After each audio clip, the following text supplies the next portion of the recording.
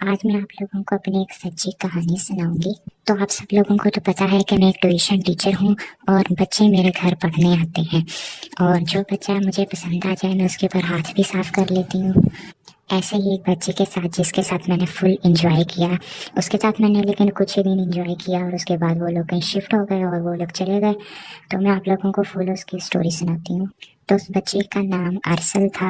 वो मेरी ट्यूशन के अंदर पढ़ने आता था। उसका रंग काफ़ी साफ था, सुर्ख होंठ थे, लंबा कद था और काफ़ी दिखने में प्यारा था। उसकी उम्र होगी कोई 15 साल, 15 साल होगी या 15.5 साल होगी।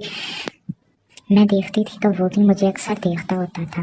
मुझे ऐसा लगता था जैसे वो भी मुझे काफ़ी पसंद करता है और मैं भी उसे काफ़ी पसंद करने लग गई थी, क्योंकि मुझे जिससे प्यार हो जाए उससे तो फिर मैं हासिल करके छोड़ती हूँ। मैं अक्सर जब उसकी तरफ देखती थी फ़ौरन वो भी मेरी तरफ देखता था। मैं जितनी देर उसकी तरफ देखती रहूँ वो भी मेरी तरफ देखता रहता। तो मैंने ऐसे ही उसके साथ बातचीत शुरू कर दी। एक दिन उसको सबक याद नहीं था तो मैंने उसे कुछ चीज़ें समझानी भी थी। तो बच्चे सारे चले गए और वो और मैं अकेले बैठक में बैठे हुए थे। तो मैंने उसे सबक समझाने के साथ साथ और भी बातें पूछना शुरू कर दी कि आप लोगों को मतलब स्कूल वगैरह में एजुकेशन दी गई है, ऐसी मतलब कि बातें उसे पूछना शुरू कर दी। और वो भी थोड़ा पहले कंफ्यूज हो गया, लेकिन उसके बाद उसने मेरे साथ खुश हंस कर बातें शेयर करना स्टार्ट कर दी।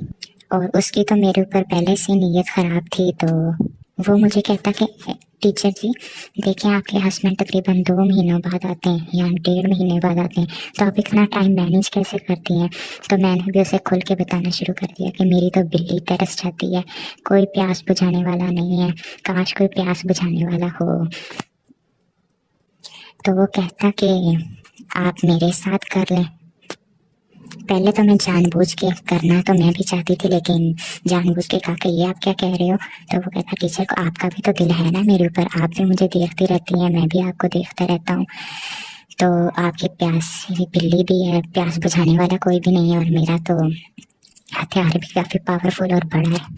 तो आपको ज़रूर मज़ा देगा, आपको ऐसे झटके देगा कि आप याद करेंगे सारी ज़िंदगी। तो मेरी बिल्ली में फ़ौरन प्यास मच चुकी थी, लेकिन तब उस टाइम टाइम काफ़ी हो गया था, तो उसके जाने का टाइम था। तो उसने कहा तो हम किस दिन करें।